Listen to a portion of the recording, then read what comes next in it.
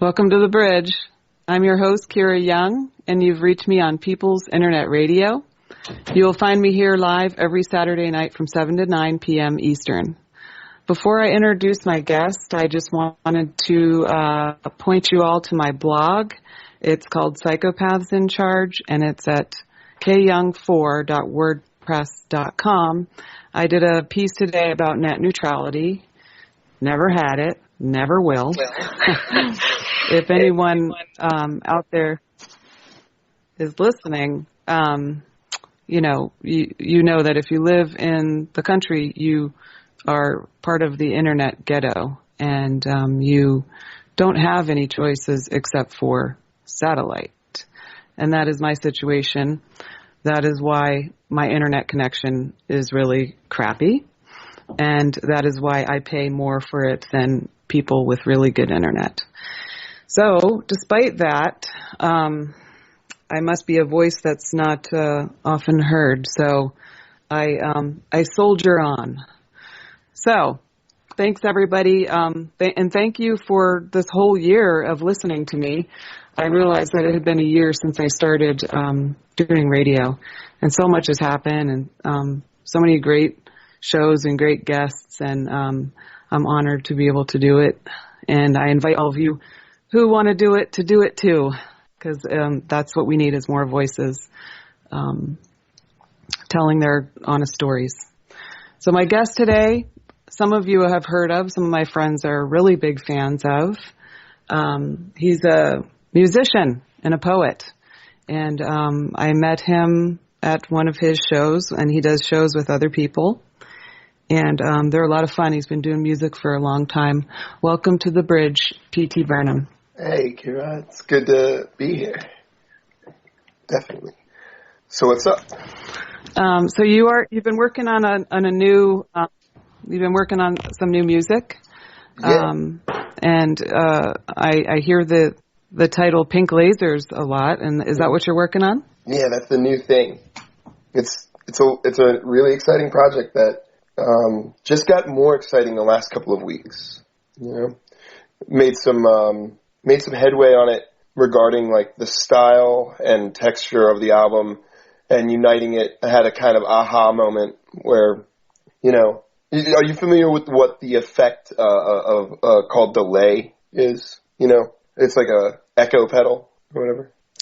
Very familiar. Okay. So very familiar because it's in all my shows because of my internet. No, but I'm familiar. Yeah, exactly. So, like, I'm really in love with that sound, and I also am fascinated by it, like how it relates to time. It's about like time and repetition, and I feel like, I mean, Pink Lasers is underneath the surface, it's a sort of tribute to Philip K. Dick, who's a not quite famous but very famous science fiction writer. He wrote the stories that were turned into Minority Report and Blade Runner, Total Recall, a lot of films. And very forward-thinking guy, lived in California in the late 60s, early 60s, late 50s, pardon me. And described long before guys like the Wachowski, is that how you pronounce it? The brothers who made The Matrix. Long before they were doing their thing, he was... Right. And what? I was going to say, I think one of them is a sister now. Oh, yes, definitely. That did the Matrix movies? They were brothers. Yes. Yeah. That's right. One is a sister now. You're right. And, like... But yeah, he sort of was talking about what's basically the science fiction or technologically futuristic version of a truth that has been known by like shamanistic folk throughout the years, throughout like history, which is this idea of like not just past lives, but parallel lives, secret parallel existences. And just writing about that and the idea of repetition, that we've been doing this all before, or we're doing it all constantly right now. And sometimes you get like tiny peaks into the fact that that is occurring. Deja vu, things like this, which I find to be a fascinating subject. I think dreams are more like peeks into alternate zones that are actually occurring rather than just like a figment of your imagination, you know. So Pink Lasers is all about that, and it's... Oh, go ahead. Absolutely. I just wanted to get in about dreams a little bit, that I'm really into the dream interpretation, and that all aspects, like all characters in your dream are aspects of yourself. Mm-hmm. And what a fascinating way that is to sort of break down your dreams and figure it out. It works every time. Yeah. It really opens stuff up to look at it like that. Yeah. Definitely. And I mean, in its own way, I think I tend to extend that kind of logic even to reality interpretation, where oftentimes the way that you're experiencing people is like, well, for instance, there's a theory mostly, it's sort of like originated with Philip K. Dick, but a lot of people have done some more thinking upon it, where it's like, okay, if we're all, let's say you were an infinite being, a being with infinite potential and infinite knowledge. You would have this infinite potential and infinite knowledge, but in your infinite knowledge, you may at some point come to the conclusion that to discover more about yourself or about the universe, which is yourself, you would create a set of artificial boundaries. You would create sort of what we consider to be the world, an artificial world, and you would insert yourself into that world, and then the final capper would be that you would make yourself forget that you had placed yourself inside of this world. That way you could learn more, because that's how we define things, is by boundaries, by rules, by our interaction with things. You know, this is my skin, it's my boundary. Inside is me, outside is the universe. It's how we define things and how we discover things, and I find that to be a fascinating idea, because it's like, it's not like a trick. It's like a trick you pulled on yourself so that you could learn. And everybody that's speaking to you is this universe speaking to you, you know, that you've created secretly. But in dreams, It's readily apparent. So tell us about the song. Oh, the song. Tell us about the song that you sent. And yeah. Okay. Yeah. Well, the song is called "The Empire Never Ended," or it's also called "Secretly King Felix," which is the return of the Happy King. King Felix is the Happy King, and me and Swordplay wrote it and recorded it originally. This version we recorded in 2013, and we recorded it for a French compilation, but it didn't make the compilation because we were kind of late in sending it. But it's about a painting that this artist named Albane did, but it's also got some Philip K. Dickian references in it, certain characters. It's a little bit psych hop, like a lot of echoes and a lot of playing around with the double tracking. It's something that actually Isaac, the other MC on this, who goes by Swordplay, he coined the term subconscious rap, which is like below conscious rap, because conscious rap, you know, is like something like Talib Kweli, or I mean, that's the best reference I could give to that currently. But like when you say I do this rap or this sort of like hip hop thing, a lot of people are like, oh, 2 turntables and a microphone, or you know, other ideas that instantly the aesthetic brings to mind. But we are not doing that. Like, I do use turntables on the album, but it's in a totally different way than like matching beats or really scratching or anything like that. It's more just to cause chaos. But anyways, so I think it deserves a new term. It's called subconscious rap, and it's about illusions and what is real, what is, and you know, you can live within your illusion, but what do you do when the backdrop finally drops? When it all becomes truly real, what are you going to do, you know? Mm-hmm. So, yeah. All right, Ben, are you able to play?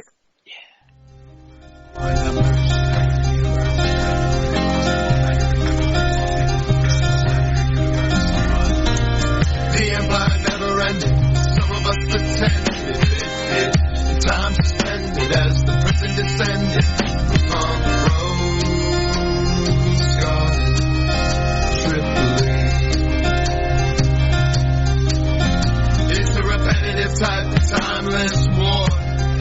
evidence suggests that we've been here before. Circa 74 CE, Rome and the TV at home is not so easily ignored. It's got props and hypnotic displays. Where you gonna be when the backdrop drops away, drops away, drops away, drops away? Some remain sitting in the bathtub with a Bible and a pistol, having hallucinations and gazing plainly out of the gaping center of the guillotine like vacant.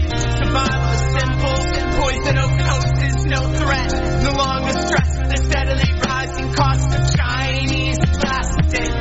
But antibiotics, gasoline and matchsticks, battery-powered electronic machines and hatchets, bookshelves make firewood, prepare to become ashes when Teddy Roosevelt on horseback comes riding through. Rose-colored Tripoli. It's a maze of information, facts and fabrication. Actions, reactions, reactions with actions. Relax, the calculations suggest our world is not so exact. And we're right back at it on track, running our bones ragged in reciprocating patterns on imaginary maps. We're all trapped in these habits like rats until we're thrown in black bags by whatever is running the life. The empire never ended. Some of us pretended it did. Time suspended as the prison descended upon the rose-colored Tripoli. You are made of bones and walking across a beach.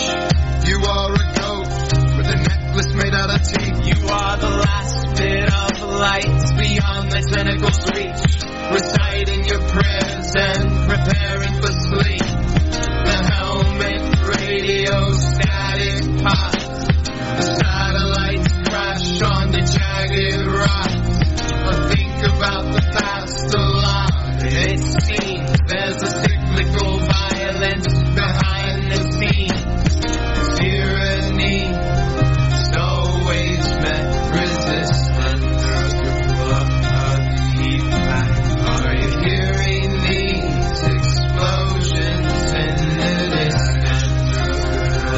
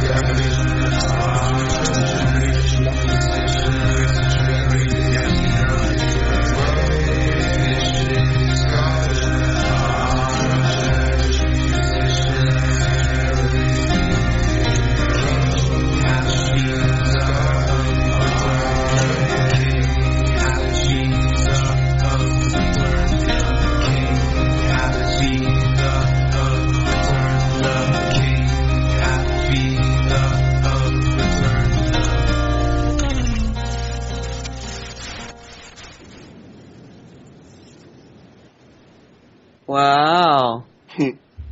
The empire never ended. Yeah. Some of us just pretended. Someone pretended that it did. Tell me about that. Yeah. Well, Tell me more about that. That's well, you know, it's got multiple levels to it. There's sort of the reality for anybody who's really reading up on it, you know, or trying to stay abreast of what's actually happening in the world can see that, like, empire is still very much a real thing. It's continued. The systems of oppression that have been installed for a long time are not dropped. We are not living in a world where we are liberated, sovereign individuals. We are living in a sort of stunted, controlled, artificially presented reality. And then also it's a Philip K. Dick reference to an experience that he had where, are you familiar with the Christian fish sign? Yes. Yeah, that sign, when you extend the tail end of it, becomes an eye, and when you extend it further in repetition, it becomes a DNA strand. The symbology of that sign goes far beyond what most people who utilize it understand. The sacredness of that sign, which is the Vesica Pisces. And so he answered the door. Philip K. Dick answered the door, and this woman was at the door. He had never seen her before, and she was wearing a Vesica Pisces around her neck. And suddenly, and this is not a story, this is an experience that he actually had. The world, the veneer of 1960s California dropped away, and he was aware that he was actually in Rome still, and that time was an illusion created to keep us from understanding that the revolution is imminent, that the empire is still strong, but we are working secretly and diligently to bring about its downfall. And so that's kind of like where that reference hits too. When you were talking about that, the concept of the resistance, has always existed alongside the tyranny. In that song, I thought about my friend Thomas Sheridan's term, consciousness insurgent, and that's how he kind of sees what we're doing, in radio and blogging, and we're throwing those freedom, real freedom idea bombs out there, seed bombs, letting them grow where they will. Through whatever creative means you've been blessed with, poetry, music, art, speaking, garden growing. Mm-hmm. Yeah. And all that exactly. stuff, you notice that all that stuff is, ancient. It is the most basic things, these freedoms. It's like growing food. Food sovereignty is a word that I've been hearing more and more these days, which I really love. And I'm very weak on my food sovereignty. I eat a lot of processed food.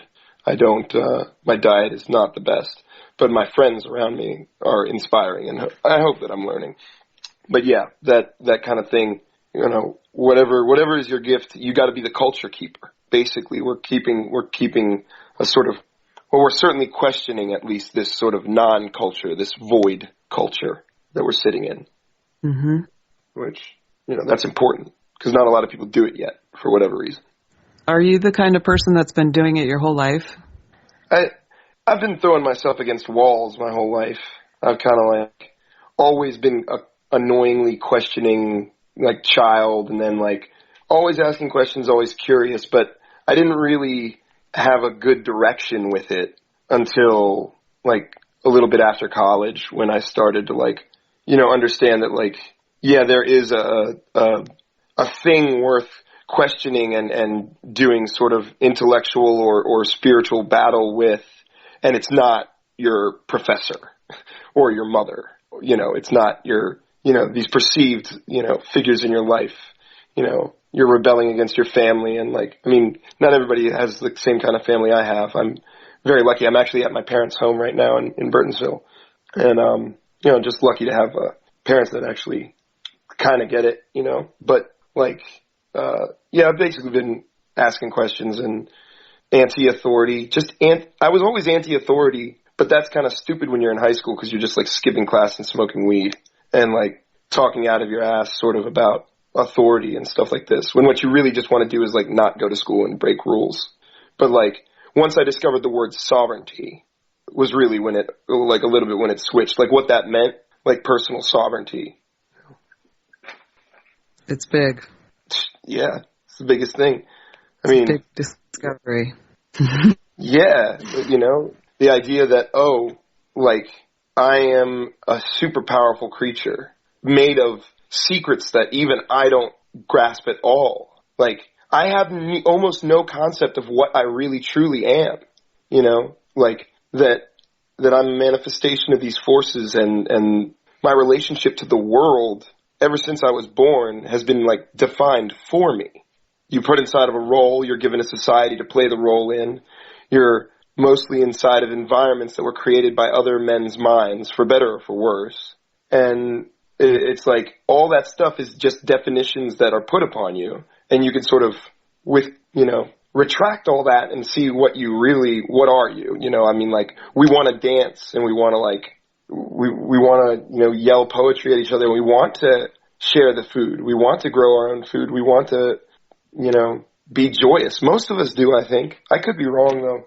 I surround myself with people like that, so sometimes I think it's easier for me to be stuck in a pocket of people who think like that and assume that the world thinks like that. Well, it's a nice pocket, I like to be in pockets like that. So, as far as the food growing thing, I think what people do is they forget to start small. So if you've never grown anything, you just start with just a few things. Read up on it. Something that you need, maybe like some herbs or yeah. Mm-hmm. And then you will fall in love with them, and then you'll want to plant more and grow more. So that would be my advice. Also, you're welcome to come visit us anytime and go to work in the garden. Where are you all at? The northern Shenandoah Valley, not far from where you are, in fact. Okay. Maybe in that the woods, come out in the woods between Winchester, Virginia. Yeah, between Winchester, Virginia and Martinsburg, West Virginia, like back in the woods. Okay. Where there is no infrastructure of any kind, and there's a big creek that overflows time to time. Yeah. I like that. It's really beautiful. Lots of life. That's lots of birds. Lovely. Everything. And actually, I think I might know somebody who might be interested in making that journey with me. Will you need more hands in the springtime? All right. Absolutely. Yeah. I'm crippled, so it's, it cripples me a little more every year to do it. But yeah, I mean, my back is really messed up, but I do it anyway because I love it, and I get to hang out with the birds. So, but we're starting a community garden. Last year we just did a really big one, and we had one other family with us. And this year we're going to expand it a little more and do a community garden. And so we were me and my husband were just talking about tonight that we wanted to invite more people to join in and grow healthy food. It's hard. It's really hard to eat. Yeah, it's really hard to eat healthy now because everything is, the good stuff is expensive unless you grow it yourself. So totally. That's my rant on that. Yeah, it's difficult. I've been lucky. I've lived with some people who work at farm. What? Kira? Sorry, you cut out there a minute. Yeah. I think you're back. Okay. You just cut out there for a minute. Cool. Yep. So I did want you to get out there where people can find more of your music. Oh, yeah. The websites. Yeah, anything that is related to my stuff will be on ptburnem.com. That's ptburnem.com. P.T. Burnem, like P.T. Barnum, but with a sort of a fiery twist to it. Excellent. And you tell us about this drones program that you're working on. Yeah, I'm a pilot for a drone program. Me and my friend Isaac Ramsey and my other friend Eric Akers have put together a small cadre of investment-minded individuals who are determined to see our technology change the face of the planet. And of course, I'm talking about musical technology, the stringing together of musical phrases and lyrics, and it's actually easily the most exciting project I've ever worked on.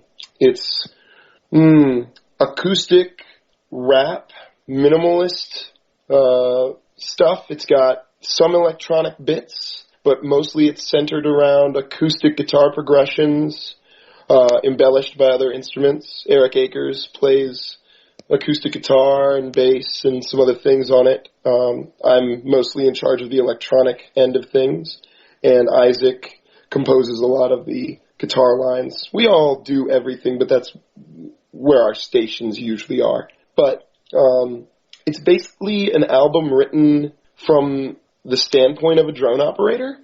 It's about isolation and dehumanization and the grind.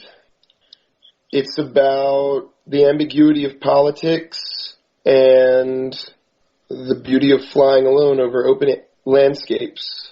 And it got picked up by a really lovely record label called Dora Dorovich. Shout-outs to Francois and the whole Dora Dorovich crew.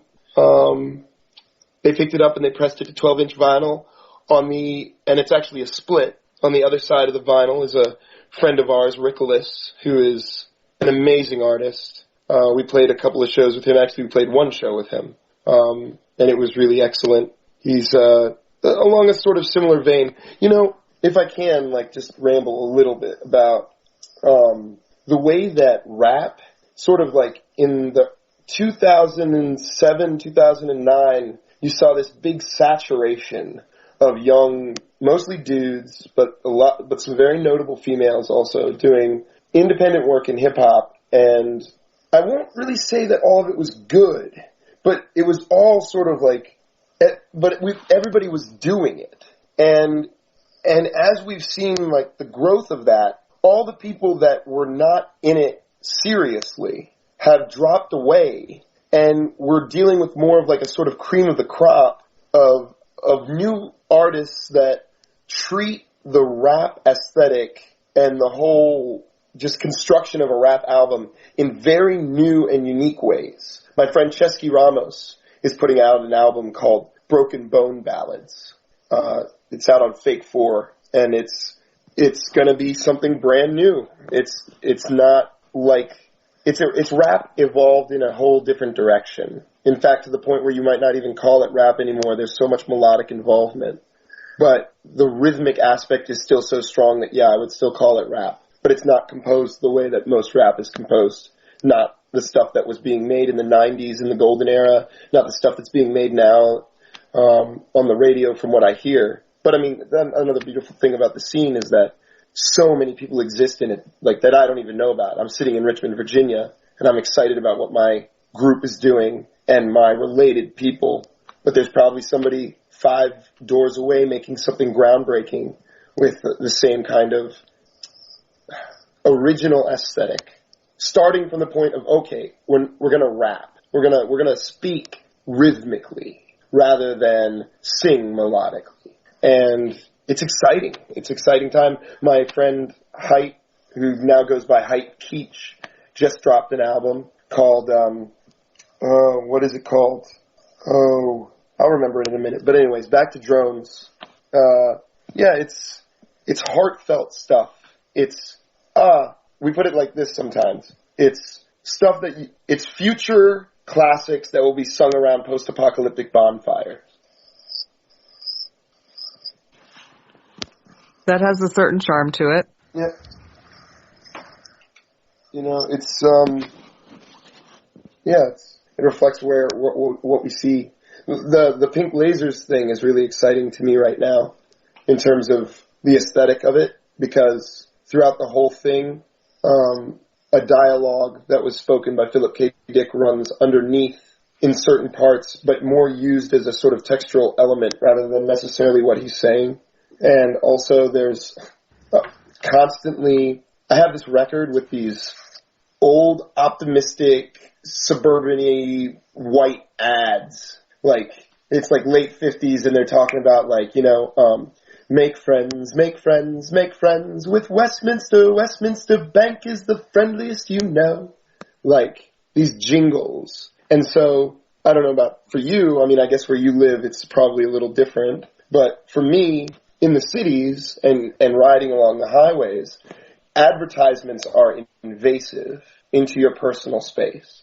And so I wanted to kind of reflect that in the album by having these advertisements constantly invade the sonic soundscape. And, you know, just like, it's easy with rap to think like party music or, you know, a sort of old aesthetic. Whereas the reality is that it's totally unlimited. Even Jim Morrison spoke about it. He said, in a audio clip, he said that someday there will be people on stage making music entirely by running tapes, recordings of other things, and he sort of prophesized this like electronic movement, even though he thought it was going to be on tape because that's all he knew. But that idea of like, when you have access to infinite sounds, you're basically unlimited in what you can reflect and do with it. And to me, that's indie hip hop. You know, that's where we're at. It's exciting.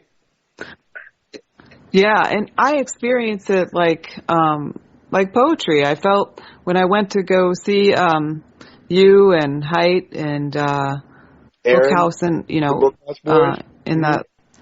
Yeah. I felt like I was in the poet's circle, and I was really glad that I took my son there to see it, and he really loved it. And there was something really simple about it that I loved, because I like to do, you know, as far as my music is very, very simple. It's just me and a drum. Is about as simple as it gets, you know. Totally. And there's also being a poet myself. There's something about that spoken word, not only storytelling, but a rhythmic telling of a story.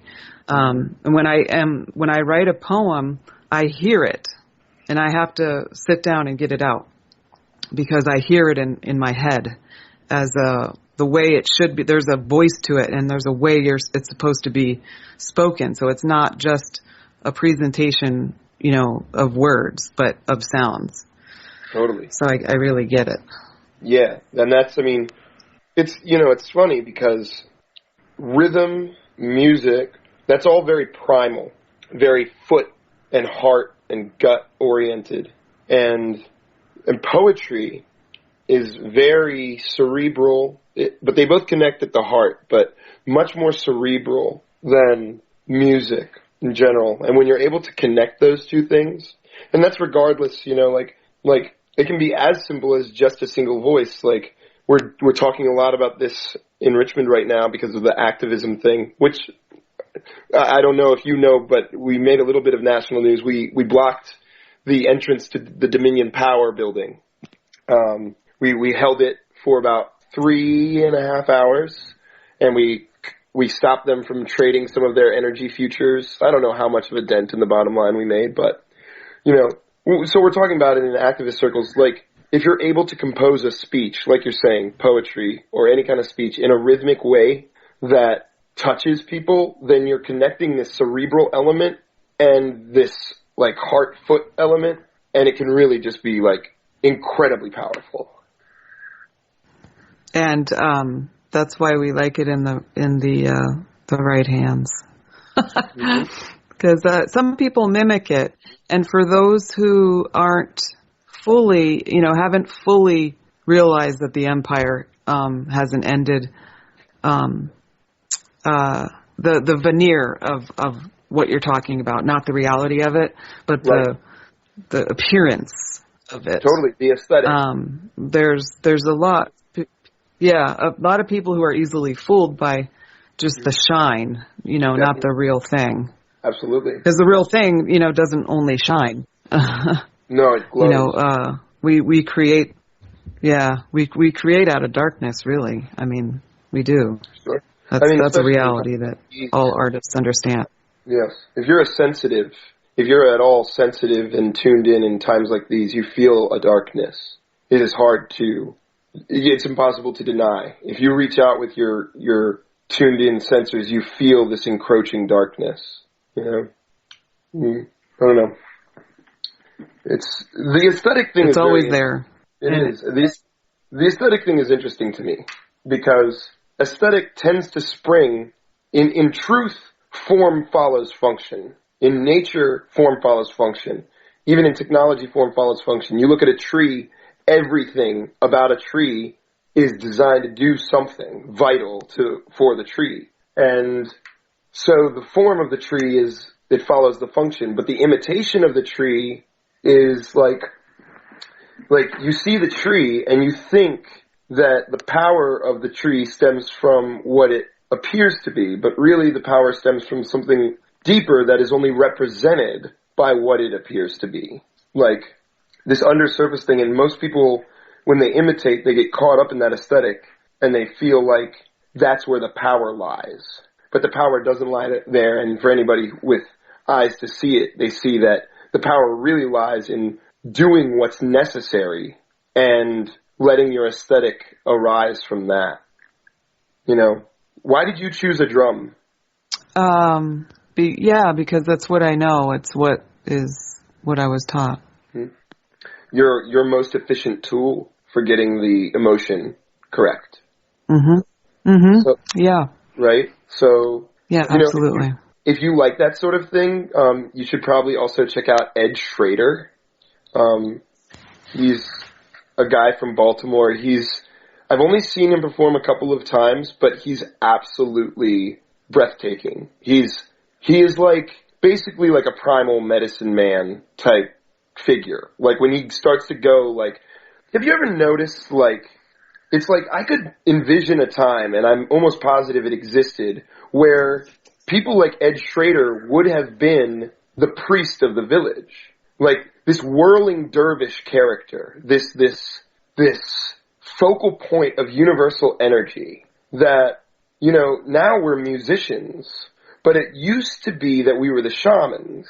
It used to be like somehow different, and our roles were like vital for the community in a way. I guess they still are, but it was more apparent and acknowledged. Yes. You know? Right. So under Empire, this vital role is taken away. It's not supported under Empire. Right. It's the resistance that supports that. Totally. And of course, the way of the Empire, because the Empire is so, I mean, as an organism, as a force, the Empire is very impressive. It is understood for a long time that if you simply take away everything that people love, they will revolt. They will cause bad trouble for you. So what it does now is it removes the thing with substance, and it replaces the thing of substance with a thing that shares the aesthetic, but does not have the substance. No food. It's same like McDonald's. The food is there, but it's not really nourishing. The music is there, but it's not really nourishing the soul. Everything is an empty shell representative of what it used to be, so that people think they're still getting what they need, but in reality they're not. Yes. It needs to do that. And it's the same. Yeah, it's the same with art. I mean, like you're saying, it's every way that we get nutrition, every way that our needs are met. Yes. Real needs. Yes, exactly. Yeah. And so, because if you take away everybody's real needs, they will fight you. And so it learned a long time ago, you know, like, it's smart. It knows, like, for instance, in America, you know, a long time ago, they realized that if the same guy and the same bloodline that's been that's been screwing over your father and your father's father and your mother and her mother and on down the line, eventually the pitchforks and torches are going to come out. But if you have these sort of shell characters, the Bush Obama, the Clinton, you know, these shell characters, you can sort of like let them absorb all the dirt and the sort of like ire of the populace and then dispose of them. It's like a disposable shield, you know, so that the pitchforks and torches will never come out. And, you know, we get this nice cathartic release of electing someone new, and we can parade in the streets, especially when there's a change of parties. We like to celebrate. And, you know, that cathartic release is there, but again, it's just the aesthetic of change without the reality of progression, you know? Right. Absolutely. Yeah. So, It's, and, the way that you do this in politics is through civil rights laws. Not that I'm not glad that there aren't civil rights laws, right. but the majority of them don't protect people, you know? So Right. I'm glad that, you know, interracial marriage is no longer illegal, But and that Indians can have an Indian name on their birth certificate. But the reality is that Indians are still kept in poverty by law, right. by federal law, and you know, kept on prisoner of war camps unless wanting to venture out into the world where you can be a walking archetype or a walking ghost or somebody that, you know, people can randomly come up to and work their issues out on. Right. But I don't know where I was going with that. I got a little off track, but it's the illusion of progress. Right, and the fact that, like, it's like they say, we are giving you these rights, but that whole system of, that whole game of, we give you these rights, fundamentally denies the sovereignty of the individual. Because the sovereignty of the individual does not stem from the state. It stems from the blood, the heart, the mere fact that you exist. You know. Yes, absolutely. The mere and the empire has to dehumanize us, because when you recognize your true gifts and your true power, then you become, in a way, bigger. Even though they still have a certain level of power. Yes, you become dangerous, but you also understand a different kind of power, and your understanding of power is far beyond the powers that be themselves, because they only understand it as power over. Yes. So what gives those in power that right to give you your freedoms that you already have? Illusion gives them that right. They don't really have it. Absolutely. It's truly all about subterfuge. It's, I think it might have been Terence McKenna. I forget who said this, but my friend has it on his record. Another guy who really is right up your alley, Kira, is, Visitor 10 from Philadelphia. Amazing. Like, I can't even get into how amazing he is, because I would fill the next hour, but definitely worth checking out. He just dropped this record, and he's got these talking interludes where it's like, you know, the threat of eradication is really the big deal. And the reality is that death is not the end. But it's not in some, like, you're going to get some eternal reward or eternal punishment. But death is not the end of the journey. This journey, this life, is probably only a very small part of the journey. So death is not the end. But if you believe that death is the end, or if you believe that somehow you're going to be punished at the end of it, then the threat of death will allow them to take away your sovereignty, you know. But the mystic has understood that death is not the end, and therefore is a great threat to the empire. Tell me more about how you see the role of the mystic in let's say a traditional culture, a culture where, you know, that we idolize a time before, you know, when we weren't slaves. That idealization is when we were just anarchists.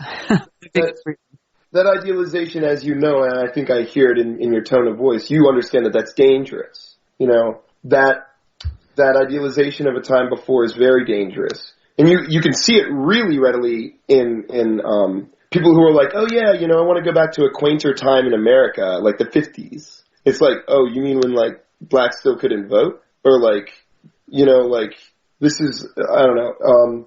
Anyways, so not idealized, but the mystic, their role is pretty clear to me, which is, in any time period, there are things at work on a lot of different levels. There's things at work on the tangible, you can see these things, human things that we made, the fire, the wind, the water, these things that move, and those are the things that we're sensing. But anybody who's really, really paying attention, I think, you start to get the impression that these senses are really different aspects of a singular sense, and that they stretch far beyond the limits that we usually use them to perceive.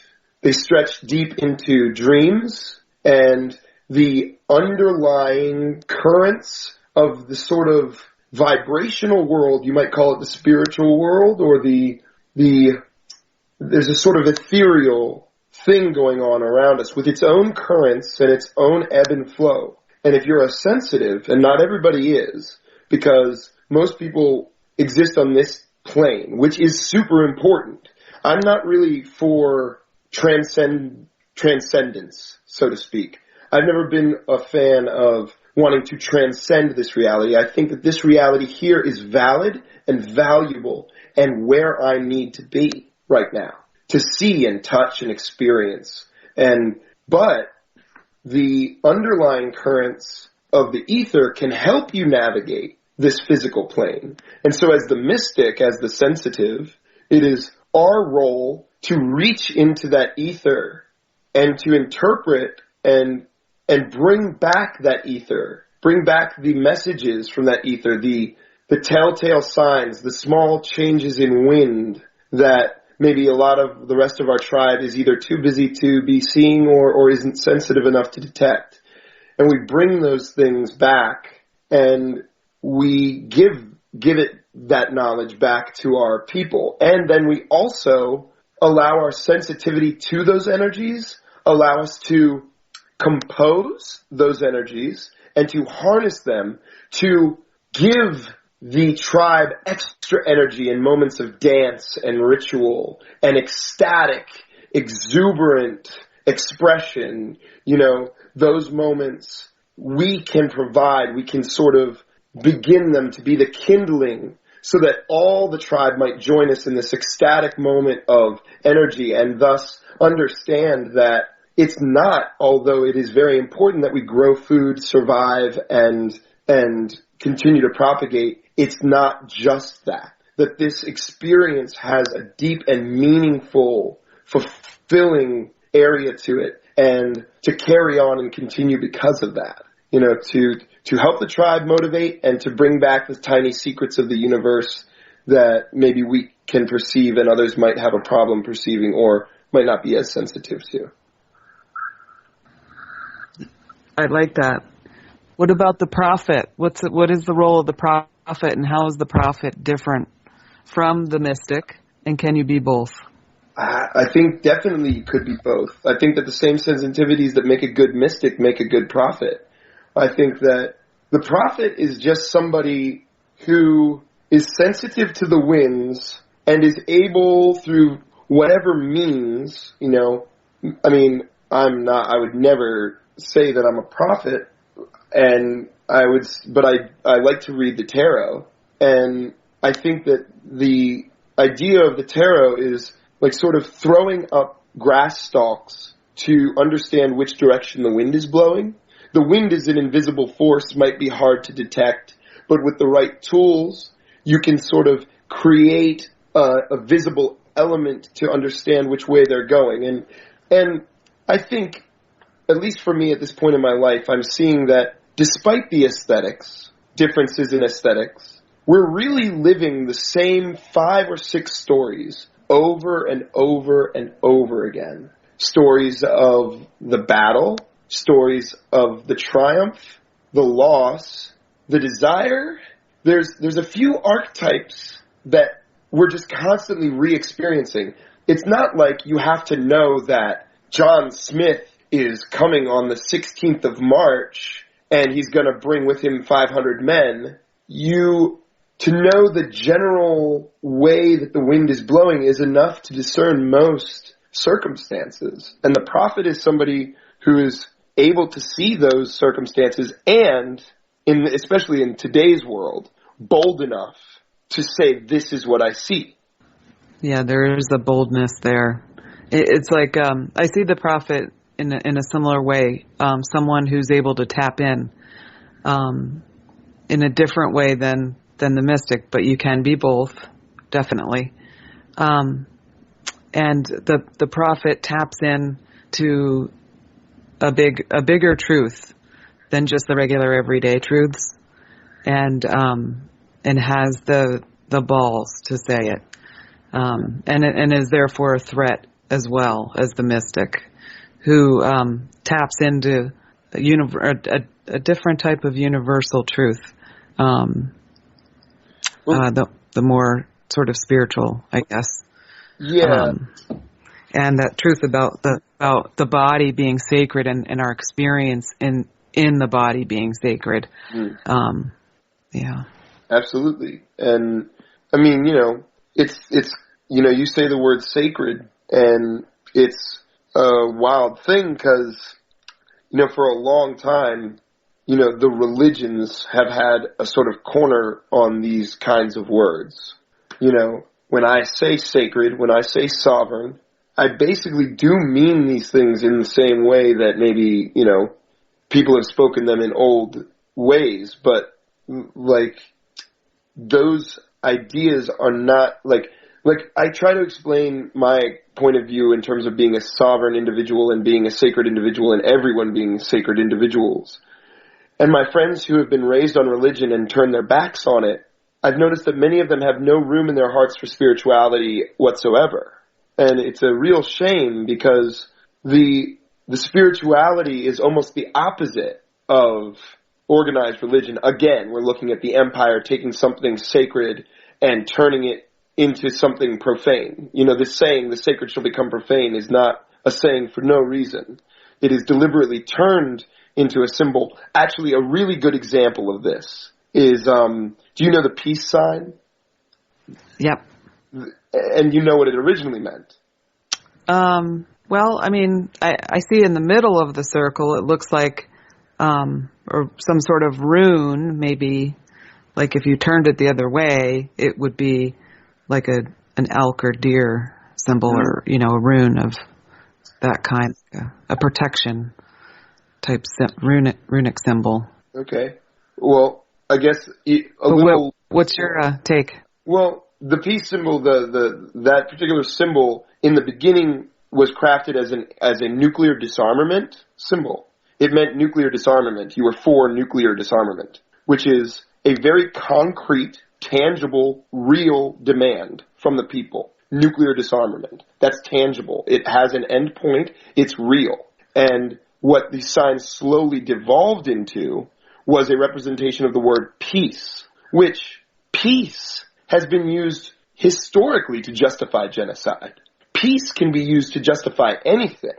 Peace is a nebulous idea that can be defined and redefined by tyrants to serve their purposes. It's a thing that lacks substance, and they take it and they turn it. Now you can put peace on a T-shirt and sell it in, Hot Topic. It's not a problem because it doesn't mean nuclear disarmament. It means peace, whatever that means. Mm-hmm. Yeah, that's a great example. Take away the potency of the symbol. Also, I mean,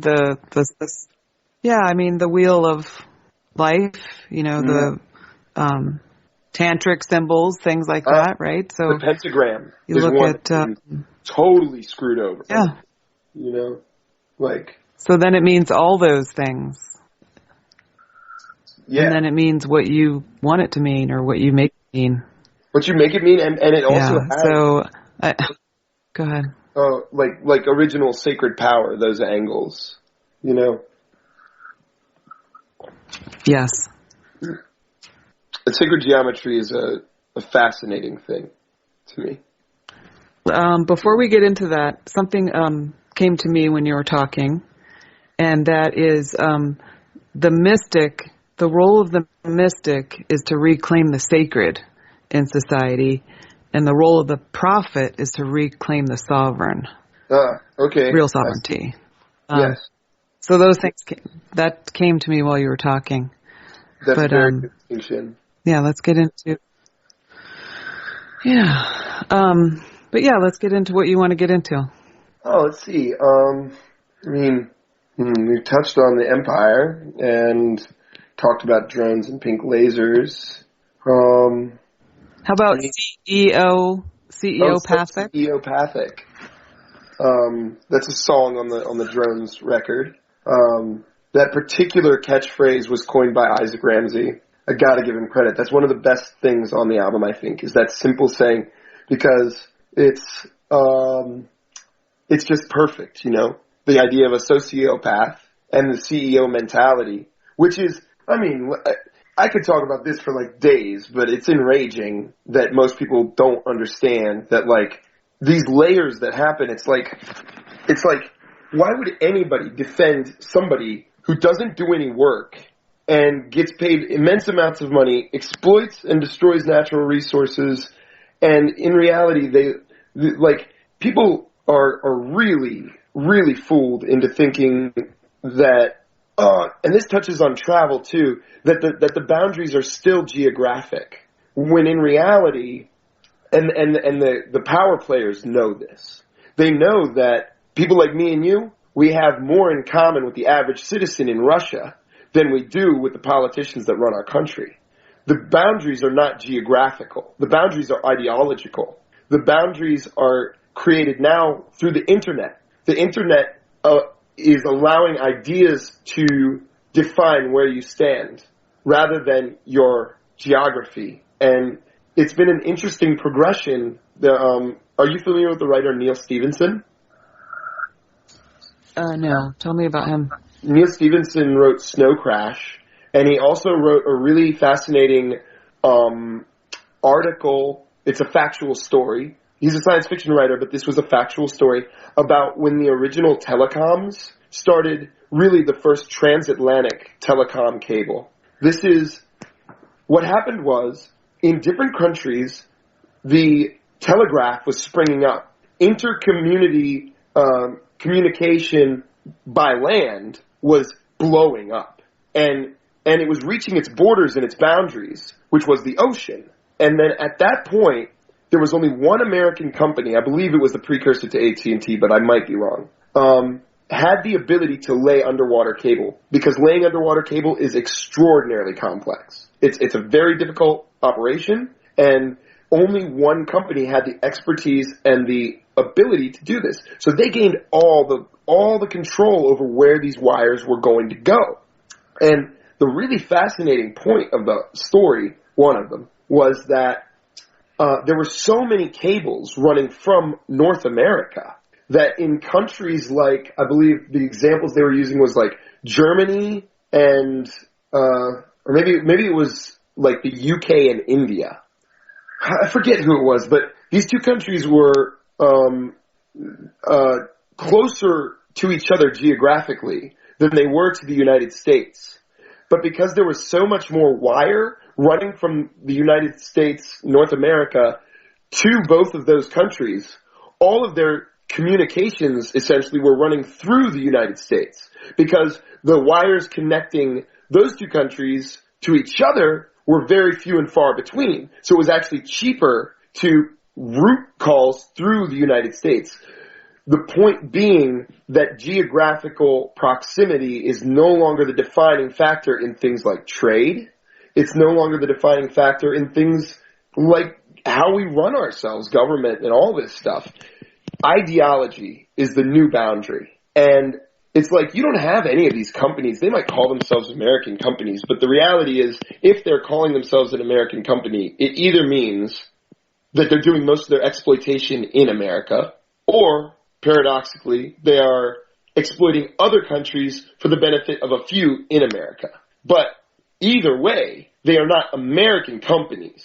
They are not doing this for the good of their country. They have no geographical loyalty. Geographical loyalty is for us fools. It's for the patriots, for people who can be fooled into thinking that geography really means a goddamn thing anymore. But for them, there is no geographic loyalty. There is only ideological loyalty. And there's not even much of that. It's mostly like, what do you have that you can offer me, and, you know, et cetera, et cetera. But if there is any loyalty, it's ideological and not geographical. When they are done exploiting this country for all of its resources, and it's a husk with half the country looking the way that Detroit does now, when it's a husk, they will not be here to suffer in this husk with us. They will be on their private island, or they'll be in Dubai. They will be in the new place where profits are high and the streets are made out of gold. And this place will be left to die. You know? We don't want to see that happen. Yeah, it seems like it's happening all over the world, and it happens in cycles, and it's just this. It's something that's it creates its own ability to keep going, and then it creates more of its own ability to keep going. Yeah, it's self-perpetual and not human. Have you read Ishmael? Mm-mm. Oh, Kira, definitely you got to read Ishmael. It's by why is his name escaping me? It's really bad that it would do that. Daniel Quinn. Okay, so in Ishmael, it just plainly, in easy plain speak, the vessel that he uses to convey the information is that this gorilla is talking to this child and basically explaining the systems of man instead of in a way that's like, here are these efficient systems that we've made. It's like, why are you doing this? And it really laid out for the very first time for me, and I think countless other people, the idea that this world is a body, this world is a system, it's got different cells that perform different tasks. Life continues in abundance due to diversity, the same way that a body is diverse in its cells, and those cells are part of a larger structure that is meant to continue. And when one cell forgets that it's part of the body and instead concerns itself only with its own replication at the expense of everything else around it, we call that cancer. And that's what we have become. We weren't always a cancer. We were once living within the hand of the universe, safe. I imagine it, but that's kind of romantic. But this idea that we walked with the animals, we walked the same way that all other life does before we decided that it was our business to decide what lives and dies. Our business. Not the natural cycle of life, but our business. We will destroy everything, knock down the trees so that we can plant the fields so that we can grow our cows to eat them. And if the wolves want some of our cows, we'll kill them too. We kill on all levels, and we are only concerned with our own replication. And that's cancerous. It's a cancerous mentality, you know? And yeah, Ishmael, fantastic book. So many and it's different. The idea of the cancer, humans being a cancer on the planet, it's not true. It's just that there's this infectious idea, right, about us being a cancer on the planet. Well, we're behaving at this point. That's the infection, yes. But we can. But when you really look at that behavior, there's still the ones pulling the strings that affect the average human to take responsibility for that. So it's like I'm not a corporation that has more rights than me, right? But none of the responsibility that just steamrolls over life for profit, right? Totally. That's not me. I'm the one being steamrolled over, and I'm going fuck you the whole way. So, the idea of us being a cancer on the planet, in a way, it's a way to get us to take responsibility for what's enslaving us. Yes. When it's really not human what's enslaving us. I feel that it is disastrously human, that it is a manifestation of a certain human arrogance. It's not totally foreign or alien, but it definitely isn't. See, like, I don't know. I find it a hard call to make because when did we start doing this to each other? When did we start on this death trip? When did the humans start, like, becoming corporations and enslaving each other and exploiting each other. I mean, exploitation of the environment is what all living things do, right? Hey. Say that again. Well, I mean, it's the goal of every organism to survive and thrive and reproduce. And, you know, through various means. And most organisms evolve in ways that allow them to further exploit the resources around them. If you're in trees, you're going to evolve to adapt better ways to exploit the environment of the tree, you know, whatever that might be, you know. I'm using exploitation loosely. That's what kind of hit me too. Is it really exploitation if you need it to live? Perhaps not. Or you know, if you're thinking, yeah, because I think part of the promise of our being born as earthlings, you know, is that the earth provides. That we are sort of a microcosm of a larger macrocosm. So the earth is not something we live on. You know, it's a living being that we live as part of. And it's the living being that nourishes us all. And, you know, part of what nourishes is also other life. I mean, all that nourishes us is also other life forms. Mm-hmm. And so that's like at the heart of what people struggle with in their spirituality is that the reality of it takes other lives not continuing for mine to continue. And so I think the difference between, you know, the human part of us is that there's an acknowledgement of that. This nourishment that I'm eating now was a life at one time. So yes. There's an effort by the, you know, to thank the spirit of that creature. You are spot on. So that's the human part. The infection part is getting some sort of pleasure out of the suffering that being went through in order to become your meal, and getting some sort of meal really out of that suffering more than anything else.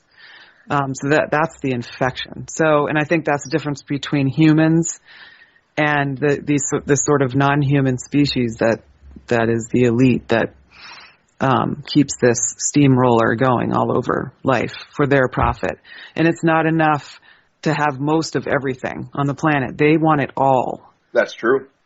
And that's the infection to me. Yeah. Yeah. Yeah. The idea of eradication warfare, and like the idea of like not just fighting a battle, but you'll either become like us or you'll die. That's bottom line. You know, like that's how we operate. Mm-hmm. And, you know, we're made to think that that's sexy, that that's somehow attractive to be fuck you, you know, or like, you know, the haters are going to hate. I'm doing me, and I'm going to, like, this is how it's going to go. Like, that's like the least efficient way to operate ever. I don't know. Right. I don't. Like, here's one good thing that Daniel Quinn had to say, where it's like, we're basically signing our own death warrant, because, like, the flexibility of nature has always been its power. It's like, if you have 3 human tribes, and one of those tribes eats deer, and one of those tribes eats primarily fish, and one of those tribes eats primarily vegetables, fruits, then when you have an insane thing that kills off all the fish, you're still going to let the humans survive because they're diverse in the way that they behave. Species survive based on diversity, and what we're doing is on this death trip is homogenizing everything, make everything the same, you know, and brittle. And that's why the unsame, you know, the those of us who are very unsame are pushed to the margins because we make the same uncomfortable. Totally. And right, and the more uncomfortable you make them, the more you'll be pushed towards the margins. That's why we, you know, push the homeless as far away as possible. You know, and also, I mean, you look at, the modern American dream is basically consumption without cost, or like without consequence. Consumption without consequence. We have trucks and whole industries dedicated to nothing except taking our refuse away to somewhere where we cannot see it. Taking our trash away, and then it's only a few steps later, once you dehumanize people. I mean, a person is a person, but what a person really is a consumer. And a consumer, if you've got some money to consume, then you're a good consumer and you can come in this place. But if you don't have any money, you're not really worth anything. You're human garbage, and you're supposed to be pushed as far away from us as possible, too, because we don't like to see garbage. It's true. I'll tell you something about living out in the woods. Mm-hmm. There is no truck that comes here and picks up our garbage. So we got to deal with it. And so we found a lot of really interesting ways to deal with it. Our table scraps are primarily, eaten by the birds mostly. We put our scraps out because the crows are so smart.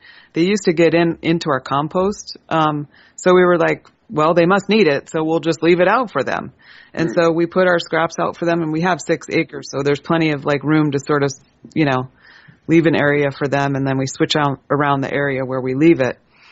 And the crows come first and pick it, and then the blackbirds and the blue jays come and they pick it after that. And then the smaller birds, and it gets down to the smallest bird, and they all work together. So that's how we deal with the scraps, and then we recycle, and we burn the stuff that's not really toxic, and we end up with a really small amount of trash that we bring down to the dump ourselves. But when you have to deal with it yourself, you really are very conscious of just how much crap it takes to survive, and doing creative things with it instead of just throwing it all away. Repurposing things. We do that a lot too. Totally. And you notice, it's just it's so wild how much that changes your mentality. It's like my mother even, and I love her so much. She's the most wonderful woman I know, but she'll be like, we got to kill these ants. They're coming in the house. It's like this idea of like you're saying, the birds come and take away stuff. And I'm thinking to myself, other animals that come and take away stuff in the city, we call them vermin. They're taking our waste and they're utilizing it. And we say that's bad, that these things do that. And when we kill them, and it's just so it's so interesting once you're like, well, I have to throw this stuff away. So those things that were that might have been viewed as a nuisance, they're actually providing me with a service, Yeah, exactly. And it's a symbiotic thing. The birds and us, and they talk, they know when we're out, and they tell each other, okay, they're out. And, it's a good thing. Yeah. And they help our garden. They eat the bugs in the garden, and it's a community. Mm-hmm. And it's have you ever heard of, As the World Burns, 101 Things You Can Do to Stay Apathetic About the Situation? I have, yes. But that idea, there's that scene where the animals are talking, and it's that book has made me cry on a number of occasions. Reading that one scene where they're just this is the community. The wild is the community. You're the ones that left. We don't know why you did that. You're the ones who turned your back on the wild and decided to go on this death trip. We're just still here. We're still a community. We're still in the wild and doing our thing. Just come back. I do feel like I'm back. Because I have lived in many urban environments. I've lived in Philadelphia, Oakland, Washington, D.C., Boston, London. I've lived in a lot of cities. So, and the last city I lived in was Oakland, California. And I said to myself that I was there to learn how to feel that sort of heartbeat of the mother, not to sound too new agey or anything, but that I wanted to be able to feel that wild in an urban environment. Mm. And in the middle of Oakland, California, there's a big lake, and there's a bird sanctuary in the middle of the city. And that was a place that I got really close to the birds. So, and it's lasted since I lived there, wherever else I've gone, including now back out in the woods where I'm more comfortable. Mm. And where I am definitely marginalized, rednecks and Indians living by the creek, right.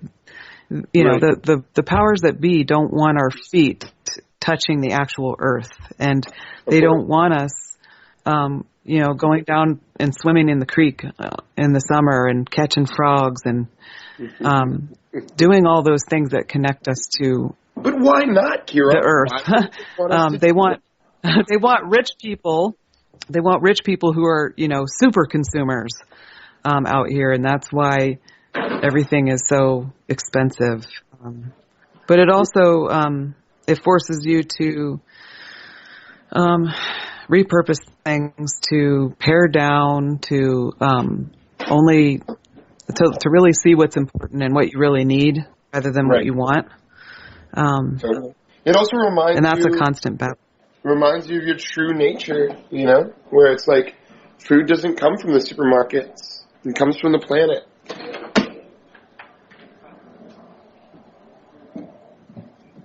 And you notice one of the things I noticed is the patterns of the animals, and you really feel that. I feel this year that there's this, that the deer are suffering, that a lot of them have been killed, not only by hunting, but by the rapid changes in the temperature, going from real hot to real cold over and over has weakened them. Because this time last year, there were dozens of them frolicking in the snow in our yard just every single day. And there's none now. There's none. I haven't seen any. No. So, you notice like that. Yes. And the creek, how it, floods and goes back and floods and goes back, and the different birds that come and go, and when they come and when they go, and, the kind of flowers they like, and just everything about it. Love it here. That the whole thing is like a clockwork of beautiful animal life. One thing that was in another book by Daniel Quinn was about how you can it's he was teaching his son to hunt deer, and he said, if you make any noise, it's not just that the deer will hear you, but even if a bird hears you, then the birds sit in the trees and they communicate to the rest of the wildlife what's happening. Yep. And you see that too, the way the sort of bird highway, communication highway, and it is interspecies. So those boundaries aren't there. Well, and it's not even necessarily the birds are purposefully talking to the deer, but the deer have learned to recognize the patterns of the birds just like you have. Right, exactly. And we have a request. Well, what's up? That I would like to see if you're up for a request for spoken word, Strangest Dream. Oh, that's an old one. Oh, whoa. It's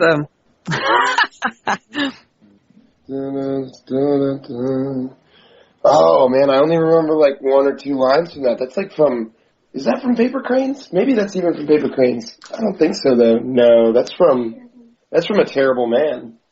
It's a long time ago. I actually don't think that I remember it. I'm sorry. We'll have to put it, we'll put it in the podcast. We'll put a link to it. Cool. Yeah. Can we do that? Yeah, definitely. Okay. Definitely. That was, oh man. That's funny because, that was one of the first songs that I ever recorded with Isaac. I came down to Richmond when we were both younger than we are now, and I gave him a bottle of Van Gogh espresso vodka, and he recorded a couple of songs for A Terrible Man. was like our first time getting together. How long have you been doing music?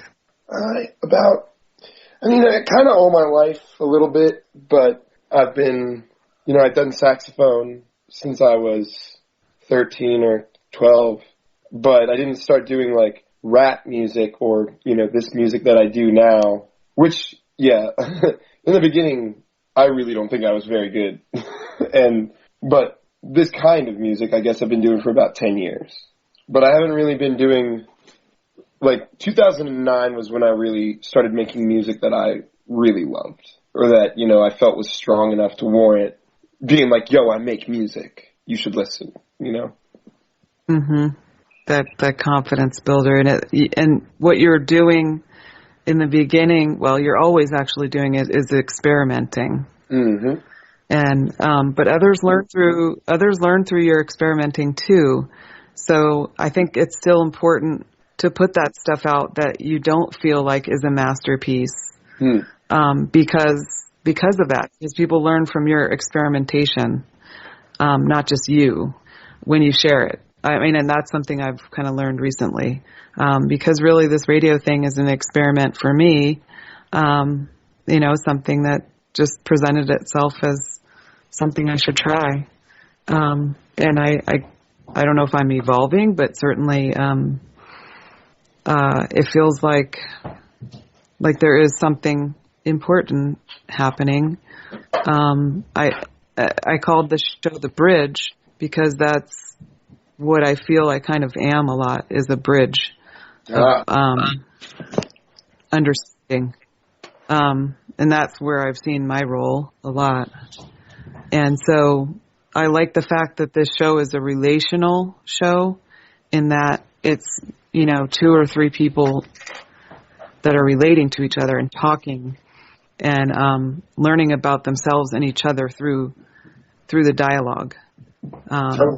So it's a special opportunity for me because I'm getting to talk to another poet, and a poet that I've experienced as, the same type of poet, I guess, as myself, but in a very different way, which is really, really very interesting. Yeah,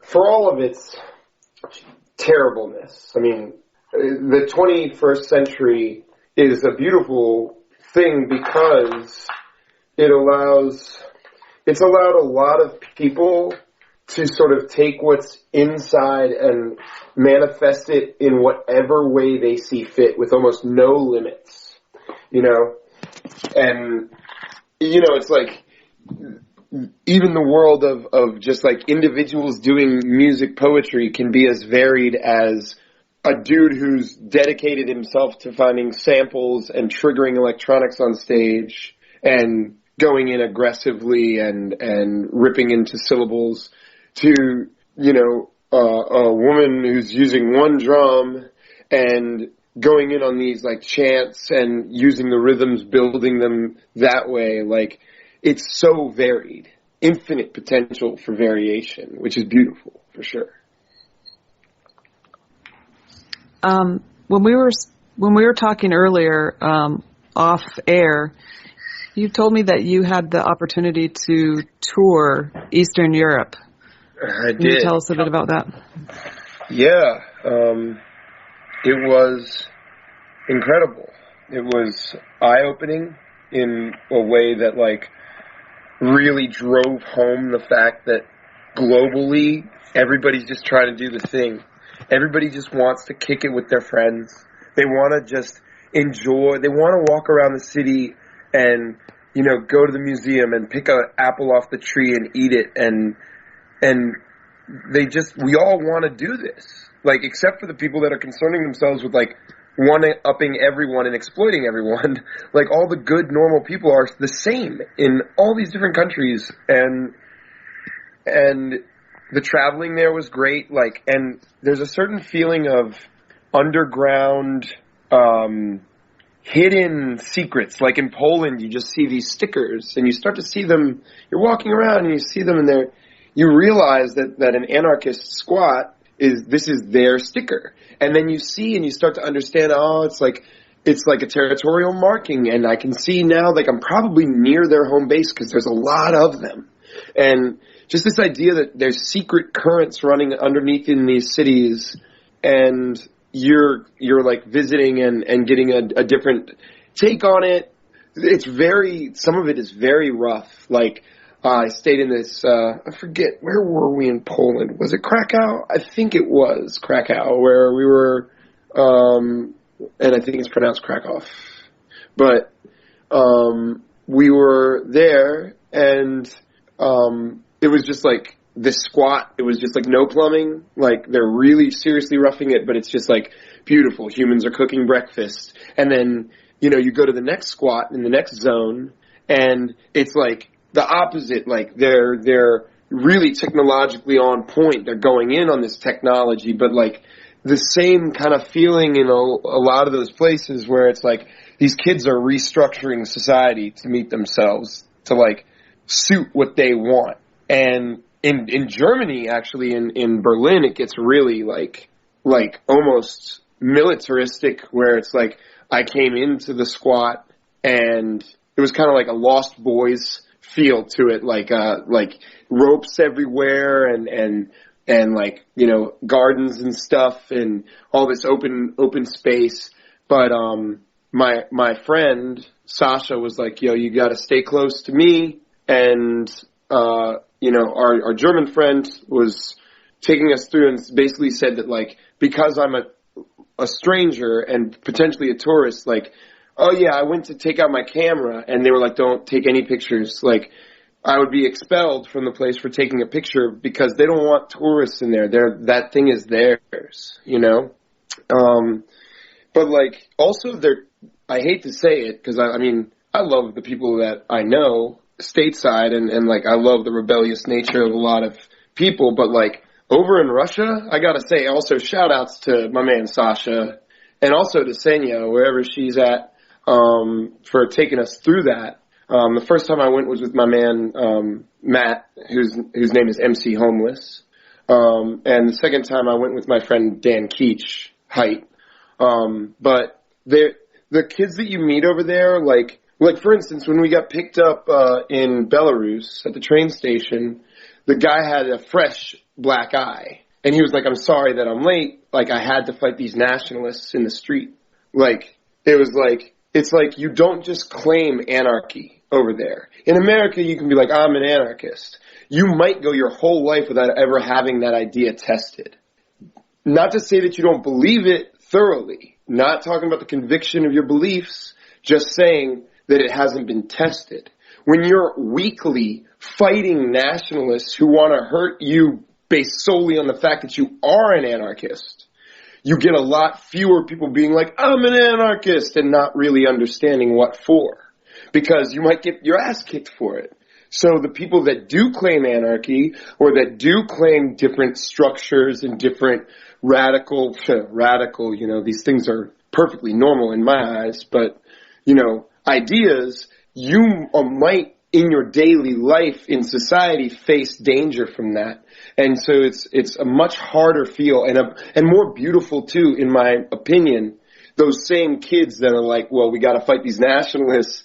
It keeps them sharp. And like at the shows, like it feels, I think we were talking about this, but it feels more like, early punk in the 80s. Like, just heads are going crazy. We're doing the show and we're like crowd surfing on top of like 100 kids and just like reaching the ceiling and everybody's screaming and they want to pass you a beer. Like, everything is like just like really intense at these shows. Some of the ones that I did, especially notable Belarus. I'll say those kids there, they just go in hard. Like I've never seen before or since. Also in Russia, though, one really excellent memory from Belarus is we were playing a show in a garage, and it's just like it's like a big, it's just a bunch of series of garages. It's a big zone with a bunch of series of garages, like a warehouse district, but it's garages. And people keep their like cars in there, they keep like whatever, but these kids keep a big stereo system in there and they open it up and then the whole place turns into a show. And so we started the show and almost immediately the power went out. And there was some shouting in, Belarusian. I didn't understand what was going on. And this kid came up with a soda can, and he fixed the fuse. He fixed the electricity. He got it back on point. It was just oh no. It's more informal than most club situations that I've encountered here in America, but at the same time, more responsibility taken. Nobody's standing around being oh, what do we do? It's like we get it done. There's a certain mentality over there in Eastern Europe that I think we lack in America. We've had, a lot of us, comparatively, I think, have had it kind of easy on a day-to-day basis. At least socially, I don't know. I don't know how you feel. So what year was that you? That was 2010 and 2011. 2010. Wow. Okay. MC Homeless, and because you talked about going to squats, and I when I traveled when I was in London and in Amsterdam, I stayed in squats as well. But this was the late 80s, where there still was squats. I mean, I don't know if they still exist. Maybe squats? I really doubt it. I think that they've probably been squats. Yeah, I mean, not like they did back then. No, totally. Yes, in London. They totally exist. Definitely.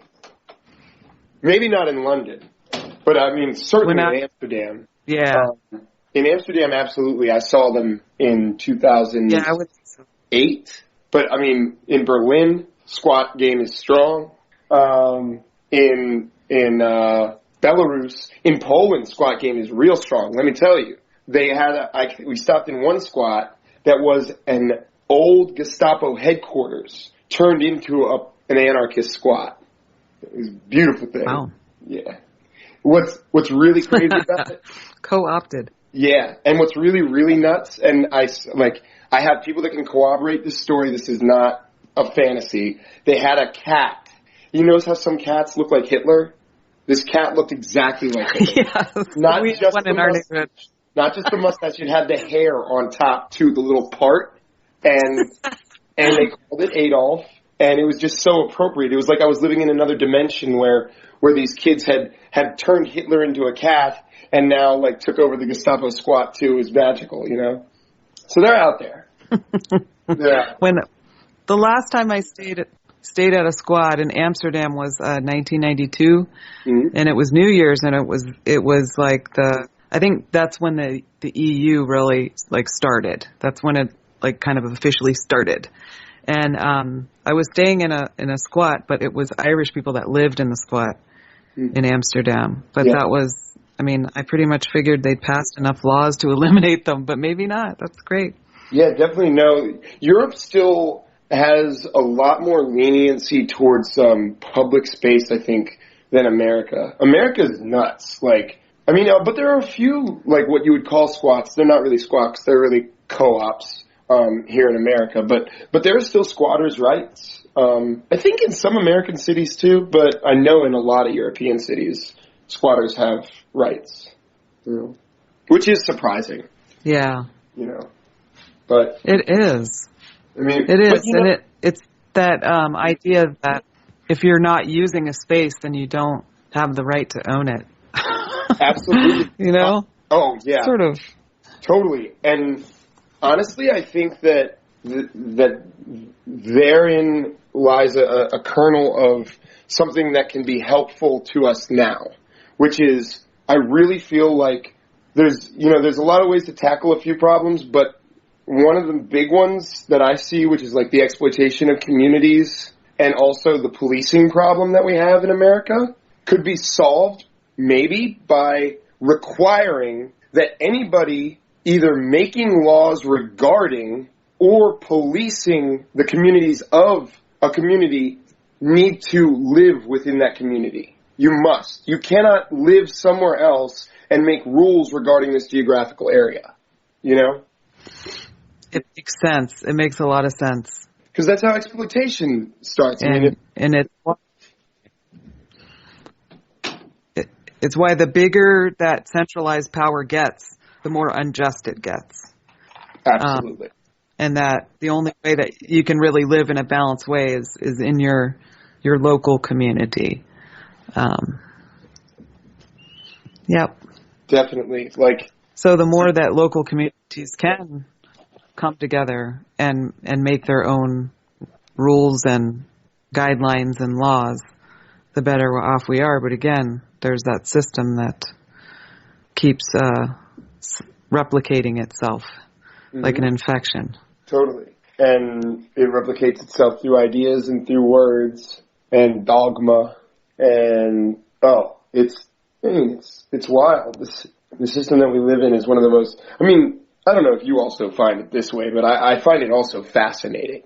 At the same time that I find it utterly terrifying and completely worth destroying, I also find it fascinating, the way that power works, Yeah, I would definitely say that I do as well. Equally terrifying and fascinating. Yeah. Yes. There's that need to understand. But I think it really comes from, that need to understand comes from that need to get the fuck away from it, though. Totally. For me, at least. Oh, yeah. And to see maybe where its weaknesses are, for me, one of the major weaknesses of the empire and the power structure is this, that what we perceive to be a big mass of united power is in reality a highly diverse chunk of segmented, and all of the segments are greedily working to screw each other over too. That thing that looks apparently like a big mass of solidness is actually just waiting to fall apart. Because when people's only bond is the money that they're making or what they can advantageously have, it results in a lot of backstabbing, a lot of mistrust, and the only thing keeping that together is that they are all getting money by cooperating and screwing us. So once you crack into that, these pieces will push apart from each other, because as soon as it looks like the ship is even going down a little bit, they will turn on each other. They will eat each other. They can't help it, because that is what they are. They're greedy, and they cannot be trusted by each other. So, although it appears to be a big impenetrable mass, and it has to maintain that illusion, because if it maintains the illusion of a big powerful mass, then no one will go and poke at it. Because if they did poke at it, they would see that it's not so impenetrable, that it's actually more like a balloon than a concrete block. And once you penetrate that outer part, all of that shit will disappear. It will crumble much more easily than one would think, looking at it as a monolithic power structure. Yeah, because it's made of nothing. It's not only made of nothing. It's made of pieces that are only held together by money. That's it. That illusion that rules us, it also is the only thing keeping them together, whereas in an ideal community, of which I've seen a few in my travels, including a beautiful one in Richmond, Virginia, shout outs to everybody down there doing the thing. It's like we're held together by bonds that are stronger than money. I love my friends. I would rather suffer and be hungry with them than eat alone. And, I don't know, maybe it's the idealist in me, but I feel that makes us somehow stronger. That core is stronger. We're not held together by our greed, we're held together by our love. And again, I know that sounds idealistic, but people that know me know that I'm not some soft idealist. I'm not some liberal soft heart. But I do truly believe that our communities are going to be held together by something stronger than that, and that if we can trust each other, that they have no trust. The only thing they trust is the power of the dollar to keep everything glued together and keep the money rolling. But they don't trust each other.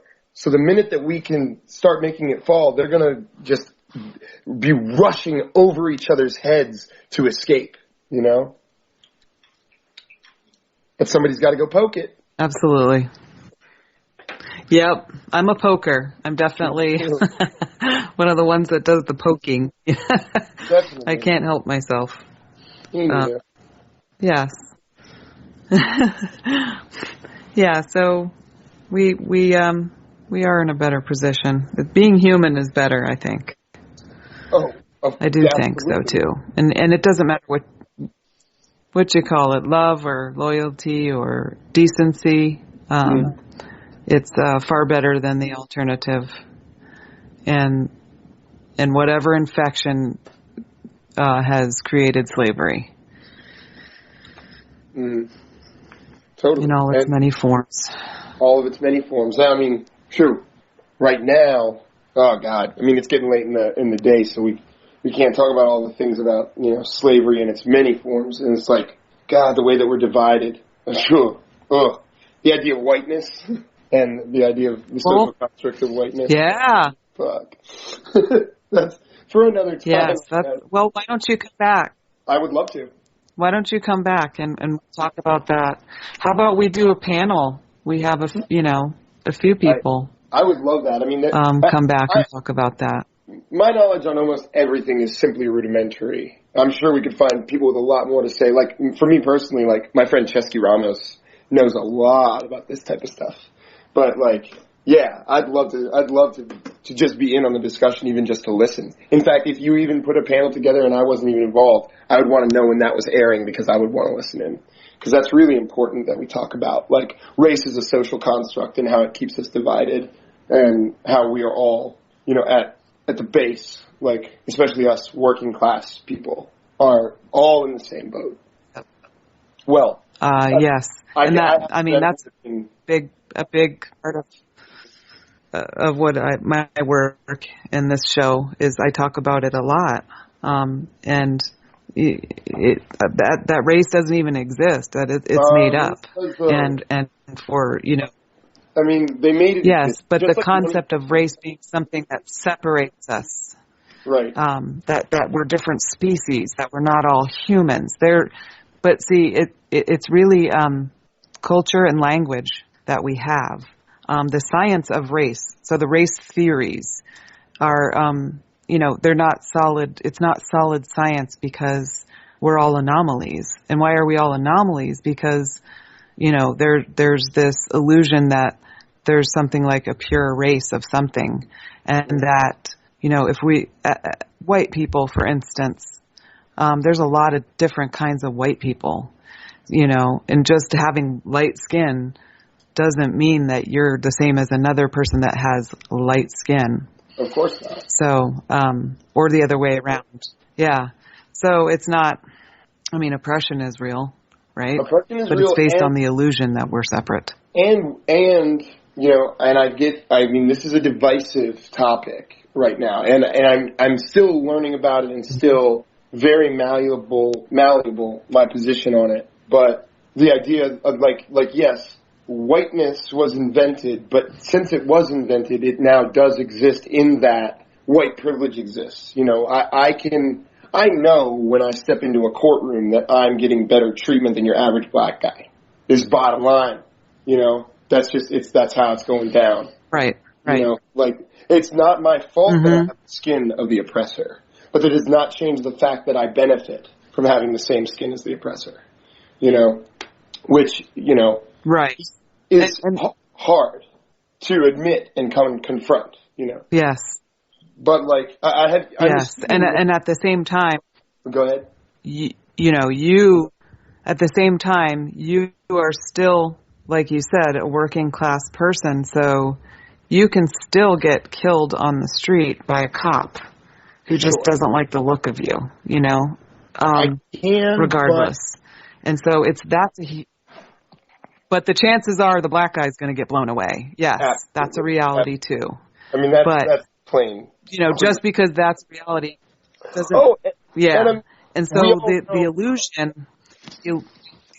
of that situation is that only the black people have to fight being shot down on the street because they're really the ones that are getting shot down on the street. But the reality is we all have to fight that because that's a human problem. Definitely. Because it's humans doing that to humans. Yeah. Totally. And, it's a tricky and delicate situation because the reality is that it's real. The fact that me and my friend live in two separate Americas because of the shades of our skin in a lot of ways. But we can acknowledge those differences without driving a wedge between us by acknowledging the fact that, you know, I mean, just to borrow a phrase from one of the greats, it's just like, injustice for one, this is a wrong quote, but injustice for one means injustice for all. Like this, we cannot sit as humans idly by and allow, you know, people to walk on the street with fear. Like for police to be throwing fear into communities, those police should be the one that live in fear. Like, I remember the Garner decision. I remember when that was handed down very well, and it was just, it made me so mad. It's just like, this man killed another man on videotape. I don't care about your uniform. You killed another man on videotape, and you need to be punished for that. If anything, more so because you wear a uniform. You represent law and order, or you should. You're supposed to. And it's, I mean, the reality is I'm probably not ever going to get Eric Garnered, but I need to stand in solidarity with all of my people. I must, because let's leave it at that. Let's leave it at that. We're out of time, and I hate to cut you off because you were really on a roll there. We all got to be cut off at some point.